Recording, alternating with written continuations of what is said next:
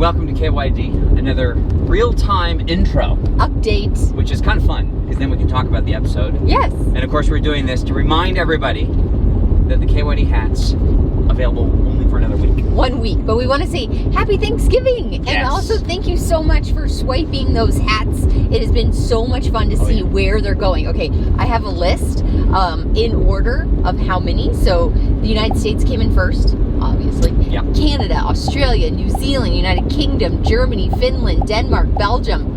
This is so exciting. Isn't We're that going crazy? to follow these hats, but here's the saddest part. Belgium, Denmark, Finland, Germany, United Kingdom, New Zealand, Australia. Essentially, they're paying the price of the hat in shipping. Well, I wish we could do something I wish there was something we could do for you. But, yes. When you find someone over there that has a hat on, that's going to be a serious connection. That's right. So anyway, keep your eyes peeled towards the end of December, because people will have their hats on, and then you'll know that they're part of your community, the RV community. All right, anyhow, so one more week, keepyourdaydream.com/hat. And other than that, this is an interesting episode. Back to making mistakes. We made 2 mistakes in 1 day. You're going to find out how, and we provide a little bit of information so that you don't make the same mistakes. That's right. We put this out there not because we know we're going to get great reviews back, because we don't. We get called all kinds of names, and we get all kinds of heat, but we put it out there and we tell you what actually happens, because we don't want you to make the same mistakes. So learn from us. If it had to do with transparency or ego, my ego will suffer so that we can show you, yes, how to save your money and not break your things. Anyhow, we have that going on. We were at the Grand Design Rally. We got our water tank heater and our black tanks clean. And lots of stuff going on in this episode. So let's not wait any further. Let's skip right to it, and then we'll meet you at the end of the video. Happy Thanksgiving.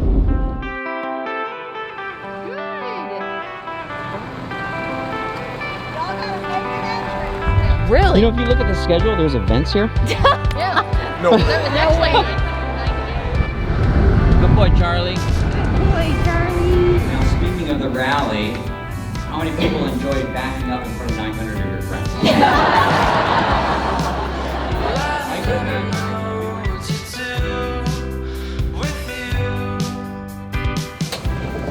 Now we're going to clean the water heater, and you're saying this is for full-timers, something you should do quarterly? That's right. See the Chevys. 20, 25, Oh. 30, 35, 38. That's just a GMC count. After thinking about this a little bit more, I know exactly what I did wrong. How did you get back in this seat? And I'm a pretty good driver. Have you seen my donuts? Charlie was busy in our room. What? First of all, you ate my book again. I know. It's the second book he's digested this week. Pretty much amazing. That's good. That was a blast. That was This is like A++ as far as rallies go. People are getting things fixed, meeting friends. I mean, it's a blast. All right, kick us off today. We just are way over time. What's new? We were supposed to check out like 2 hours ago. But anyway, we're on our way to the rally. Very excited. Grand Design Rally in Elkhart, Indiana. Yes. So I'm really looking forward to it. We don't know our site number. We don't know where we're supposed to pull in. We know nothing. We know nothing. We don't know if we have water and electric. I think we do. But anyway, so we have full water. We're going to the grocery store to make sure we have enough provisions. And it's like go time. We're going there to just hang out, meet people, say hi. We have a presentation about Alaska on Friday, which I'm personally really excited about. It's going to be awesome. And so anyway, let's do. I've never been to a big rally like this. I haven't either. It's going to be great. So I'm looking forward to it. One thing I wanted to mention and turn the camera on is that this is a pull-through site. But the way that the pull-through site is set up, I can't really turn left because there's a tree and there's a fire pit. All right, I'll call you and we'll get going. Okay, I'm gonna make sure this door's locked.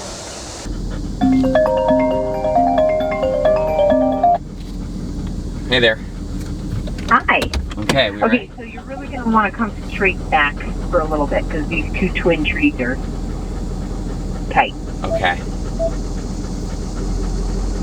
And then watch your driver's side door, because there's these white poles. Okay, hold on. Something's blocking. Nope. Nothing's blocking me. It's just must be a little bit of a grade. Okay, so The tires aren't chopped or anything, right? no. So go straight back. You're saying? Yeah, go straight back for a ways. So Like you this? have enough room for these trees. Yeah. It looks good. You're doing good. Now just watch your driver's side because of all the poles that show the site numbers. Sure. Charlie is in my way. Wow, you look great. Do you want me to be behind that? Shit. What was that? Oh, darn it. Oh. What happened? That oh, you was... ran over the sewer. Yeah, that was the sewer. Well, so much for that. I didn't realize that I ran over the sewer cap.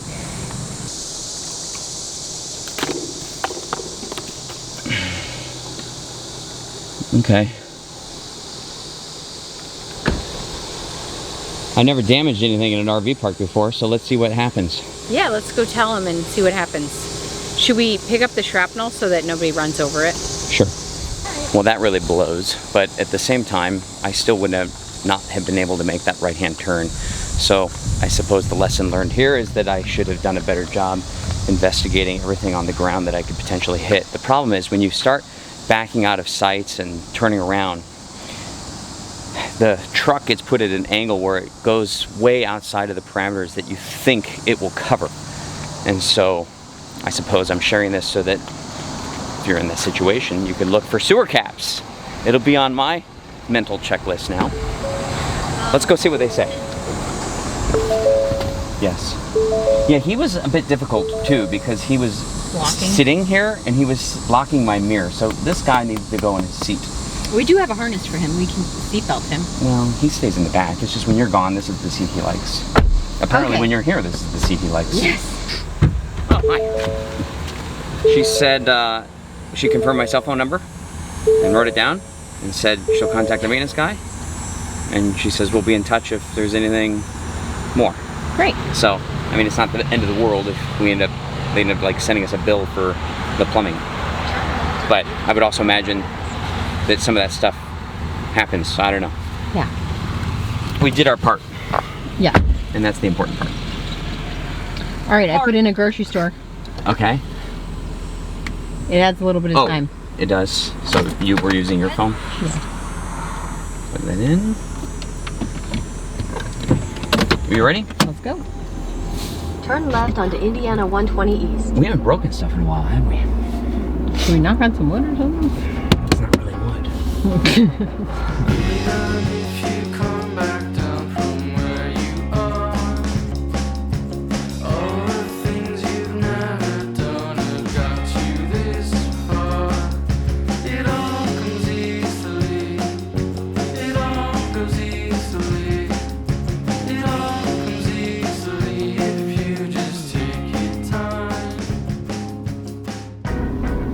This is pretty cool. Yeah, It's kind of exciting. it is. Trish asked me, did we pull in there? I said, I don't know. She said, were there instructions? I said, I'm sure there were.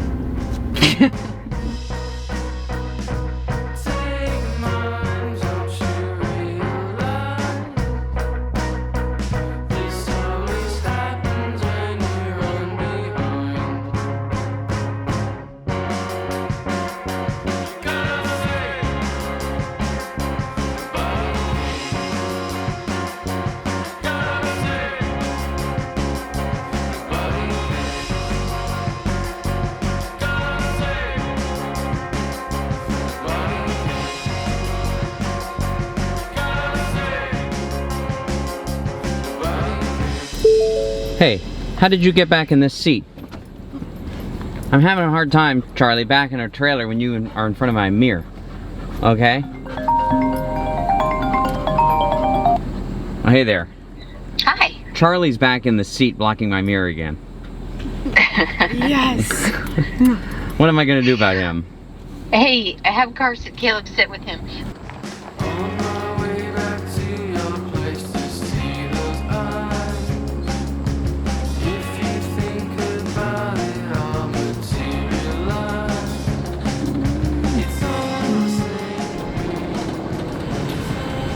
Well, right now we're just gonna get this thing disconnected and then we're gonna see just how not level it is.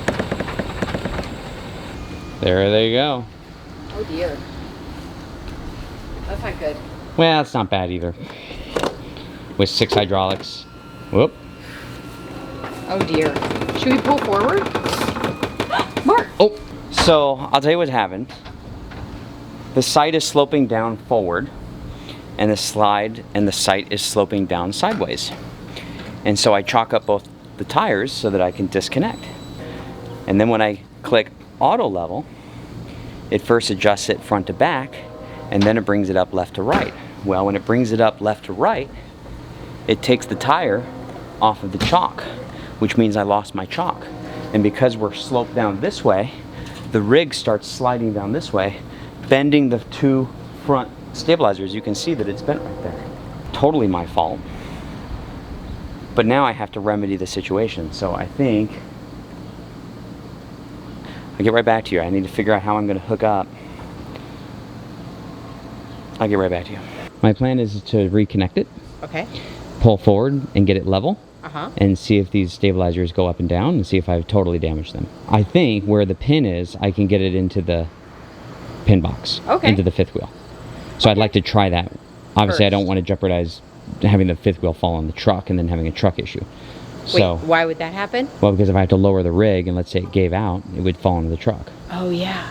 So I don't want that to happen. Okay, so what are we gonna do? I'm going to see how close the pin is to the 5th wheel. Okay. Okay, I'm lowering it right now. Just as slowly as I can. Okay, I'm on the ground now, which is good. So now that I'm on the ground, I feel comfortable hooking up because I know nothing's going to fall. Once I get hooked up, then we can straighten things out and go to the next step.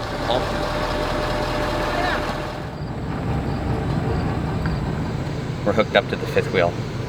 So now I'm just going to get all these stabilizers up. I'm going to roll out level, and then I'm going to put the fronts down, and I'm going to see what the damage is. And then I'm going to move over, which I didn't want to be right next to this solitude, but I'm going to move over so that we're not as unlevel.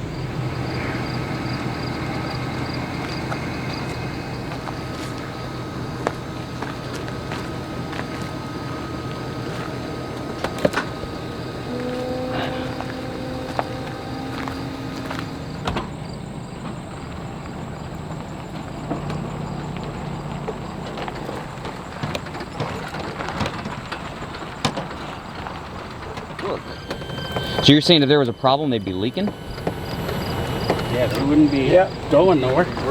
They wouldn't be working? You bent them. Yeah.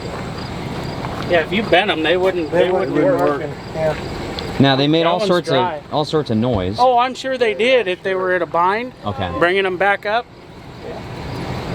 How's that one? Absolutely fine. The bracket's good. I don't see any issues there. No bends, no feet. No worries. Nothing. I got lucky. You're Yeah. golden.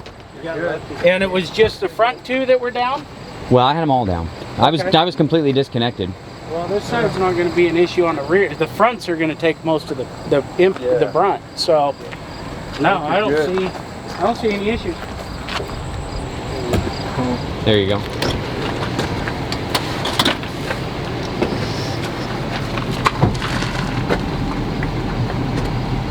Wow, could you fit one more wire in here? Oh my god. Who did that? Awesome Future sales. How we doing? Great, how are you, I'm Chris. Chris, nice to meet you. Michael. Hi, Michael. Nice to meet you. Thanks for coming over. How about, hey, have you ever been in a situation where you broke something and had 4 techs in 5 minutes? No. Ever? Ever. So you think it's good? No, you're good. Can we exercise the system? You want to? Yeah, I'd say we exercise it real quick. Let me get inside. Door lock. Trish, you want to unlock it? Yeah, let me get the front door for you. Is that the most unbelievable thing ever? Unbelievable. So you got it up off the ground, all that weight's coming this way on just these 2, and it just kind of, Yeah. so yeah, if you ever are in a site this bad, you should back it in on wood, On yes. The Grand Design techs roll out in 2 trucks and trailers, and 4 guys like flock onto the RV, and they go through everything and basically say that I'm lucky. They say they say they're dry, not leaking any fluid. They exercise them. Everything's good to go. There they go Good. now. throwing, Look at solving this. some other. They have 4 extra tires, and it looks like They're helium solving or some air. other problem. Anyhow, so what our plan is now is to go back into this site, but don't go as far back and don't go as far right. Yes. The other gentleman, what's his name? Alan. Alan. It brought us a. Mr. Esther to you. young Okay. man. He brought us an extension so that we don't have to go that far back. And then I'm going to buy one because this is the 3rd time this season that I've needed a 50 amp extension. Slide them right under there. Yeah. Lined up fairly straight.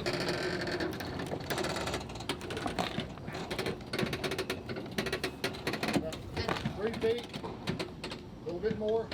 That'll do it. All right, well, now that I've had a day to kind of think about this whole incident, there's some thoughts I wanted to share on it.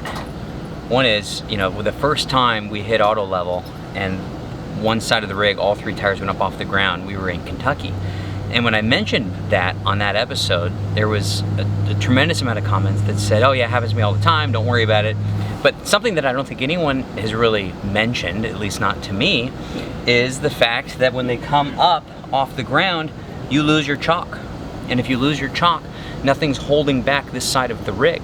And not until this instance have I been in a situation where it came up this side at the same time it was going forward. So now, absolutely, there's a new policy, and that is that I will be level with boards before hitting auto level, especially, or to consider the fact that I could be leaning forward, because I mean any more pressure up there and that hydraulic lift could have been busted. So my next stop, Alan has been so great. He let me borrow these boards because he didn't need them. He's got a triaxle momentum.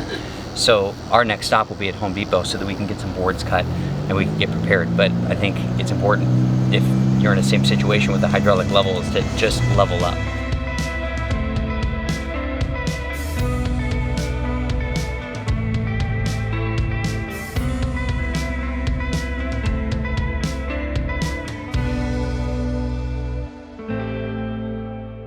So I sliced tomatoes. You could do like crackers with a little tomato, but we're not doing crackers right now. So used a hefty slice of tomato, a little slice of goat cheese, a little bit of basil, some reduction balsamic. You don't have to make it on your own. This is a white one because it's a little lighter. I like a little lighter flavor sometimes.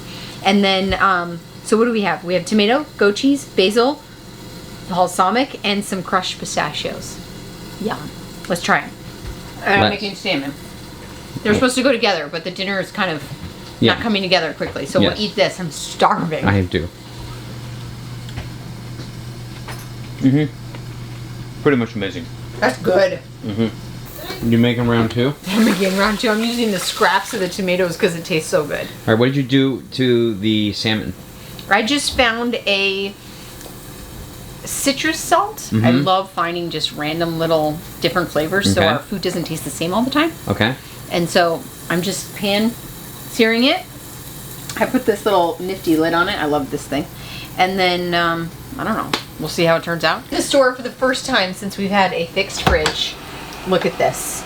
We have yogurts, eggs. We've already been through a whole thing of strawberries. I have my fruits.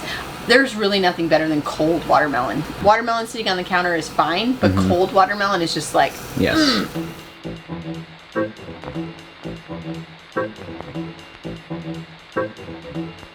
Here, Okay, here's here's the pen. what's going on here. Caleb, who is just jonesing around the golf cart. I mean, we got the golf cart for you. me. Okay.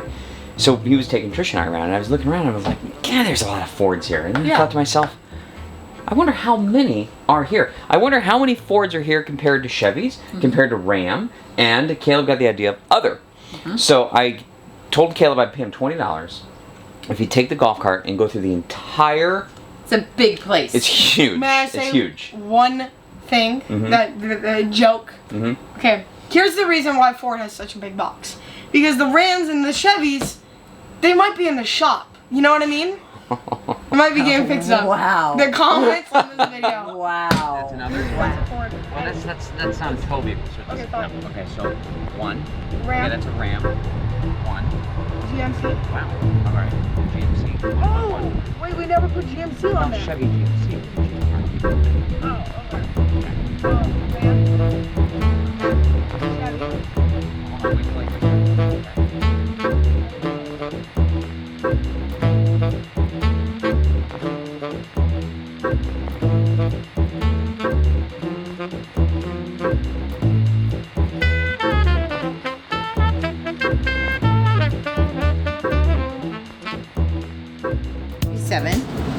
Wait, this is 5, also 10, how many 15, people 20, are here. 25, 30, 35, Well, 40, 45, oh, 50. That's Some what we're cars going as to it do. goes. That's what we're going to do next. Is 65, then we're 70, going to 75, audit 85, how many 90, total 95, ticks you have to how many people that are 105. registered to see how many people were at the Amish show. Because Plus there's supposed to be 14. 600 rigs here. Yeah. So what percentage of the population is this?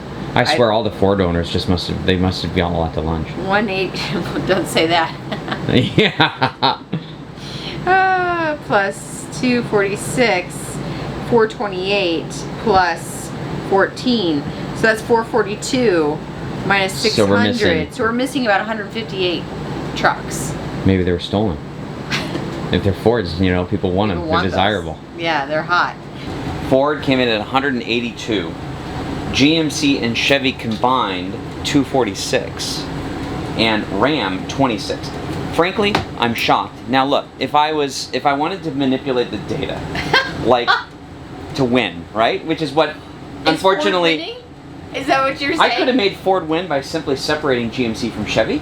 Oh, And I right. could have made 4 categories, and I could have said, oh, Ford won just like I thought, and then here's Chevy, and then here's GMC. Now, based upon Caleb's perception, he said that of the GMC Chevys, GMC was a good majority of it. So now I'm curious, what many percentage? I'm 50s? sorry that I grouped GMC and Chevy together.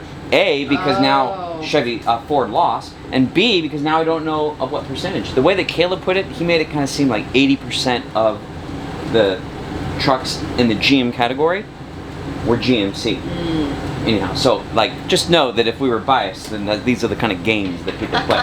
All right, but nonetheless, I'm shocked because it seems to me that there are so many Rams, and I would have thought it would have been Ford by a landslide, and then Ram, and then Chevy GMC, just of what we see at parks. So kudos to you guys. What? Kudos to who? Well, I gotta give props where props due. I mean, GM took it. GM, Chevy. GM and Chevy died. Separate I that. shouldn't have done that. Is my bad. Listen. If we put that in half, then they would literally be at the bottom. That's what I said. But you know what? We don't manipulate data, son. We deal with the real facts. That's we don't not a fact. change Please. data to our own biases. Hey, this is you're gonna want to stand back for this, all right? Is stuff gonna explode or Yeah. what? I need somebody to help, by the way. Yeah, you're wearing the right color shirt. Dude, oh, it's a black yeah, no, sorry. Well, you want to help now? You get your freedom handle. I got a good use for it. Yeah, he told me to do this, and you're telling me I got the camouflage. I don't know about this. You won't need the hard hat for our black tanks, but the boys' black tanks, that's a good call. Oh, good to know. Now we're going to use this. It's called the Flush King by Velterra, and basically it prevents water from going out the hose and forces it back up in, and it's a really fast way to fill up your tanks. Yours are 42 gallons, I believe. I put about 90% in, and I have a little water meter that I attach to it, so I know exactly how much water I'm putting in. Well, that's good. And we'll do a series of rinses until it runs clean. That's when I know the tanks are completely empty. Now we're going to clean the water heater, and you're saying this is for full-timers, something you should do quarterly? That's right. So for full-timers quarterly, anybody else, part-timers, some-timers, twice a year. Okay. So the process of cleaning the water heater involves first turning off water to the RV. If you don't turn off water, it's going to fill up as quickly as you're emptying it. It'll get a little frustrating. And then make sure that you turn off the switch inside, because if it tries to fire up with no water in there, it'll burn out the element almost immediately. Some of the Suburban ones, which you can tell because they have sort of a big steel nut here, also have an outside switch. The Atwoods tend not to. You want to make sure you turn that off as well. And then the next step is to open up the pressure relief valve here. If you don't do that, and you take out the drainage nut, it'll come flying out at you, and you'll get really wet. So this just kind of bleeds off the excess water. You have your pump on, by the way. And make sure you turn your pump off. So you'll see it kind of dribble out and then it'll eventually stop. So then the next step is just to use the appropriate size socket wrench, open it up, and I always stand to the side because it is a wet job. These tanks tend to be anywhere between 10 and 16 gallons of water, and generally it's pretty hot. But as long as you're careful, you won't get scalded by any water that's coming out. What? Wait, what water is that from?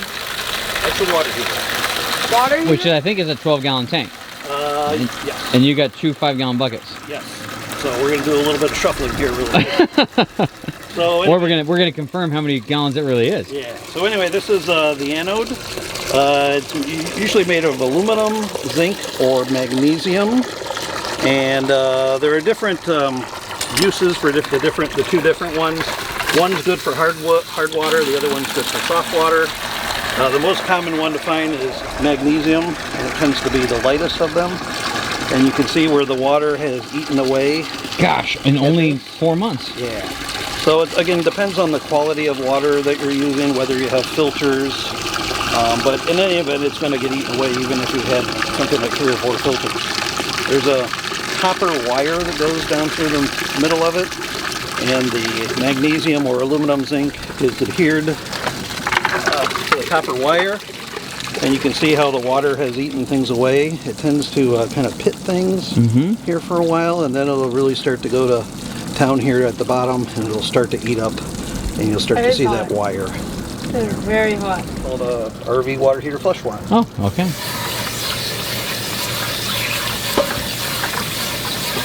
How much do you charge just for a water heater? A water heater flush, I charge $25. Okay. When I do it with the holding tanks, I do it just as a sort of complimentary service. It tends to be something that I can do while the tanks are green, so. Gotcha. Truck's on, dogs in. Oh, okay, cool. So we're ready to hit height? Or the slides in? Yeah, hold the slides in so we don't get, there he is. All right, well, we are out of here. We are headed towards St. Louis. The train is moving. Okay, a couple quick things before we get on the road about rallies. I'm a big rally fan now. Big rally fan. We'll wait. I think one of the dynamics that I was speaking with a couple about when you go full-time, and rallies are not for full-timers, they're for anybody, but is that those friendships that you leave behind are still super important. And so making those friendships on the road, rallies are a great thing for that. There's camaraderie. Yep. There's events that you're doing, so you get to kind of know people over an extended amount of time, and you're like, ooh, I could totally hang with this couple or these friends or whatever. And then you start planning some trips together, and then you have friendships built in. Because that is one downfall in the full-time world, is your friendships. Now, real quick, Grand Design had people tech 2 like full-on mobile workshops going around this thing, and people were signing up for all sorts of stuff to get repaired. Everyone I spoke to was getting something replaced. And that's right. Our advice is, if you are going to go to a rally, go early. Don't show up late like we did. Go early and get your name on those lists first, because everyone is going to have some things. And well, that was supposed to be filled out by like the 15th of last month, okay. So. All right. So get on that early if you come to a rally. And then otherwise, there's workshops, there's service people. You can, Don, who's the CEO of Grand Design, had a wonderful campsite talk last night, and kind of let people know what was going on within the Grand Design community and the RV industry, and had all sorts of cool stuff to share. So the whole thing was a positive experience. Totally. And so, yeah. So we're done. We're done. That's it. It was fun. All right. Wish we could have done more things. Well, okay, can I have one more busy. thing then? So, I mean, if we weren't speaking on Friday and we didn't have a video coming out Sunday, and we weren't like RV content creators, we would have gone on the Amish tour. We ended up giving our tickets away. And you know what? To 3 people that wanted to go to the Amish show. So they were excited. And so they were excited, and that's great. And we would have gone to some more talks, Lippert was giving a talk on the stabilization. There's so much cumulative brain power here at the show that I mean, that's what you can dive into for days. Yeah. So anyway, I feel like we missed a very important piece of what a rally has, but we were presenting and we're also working, so we kind of had to get that done. Okay, that concludes our impromptu comments on rallies. They're fun. Give it a shot. Other than that, we'll catch you next Sunday. Yay.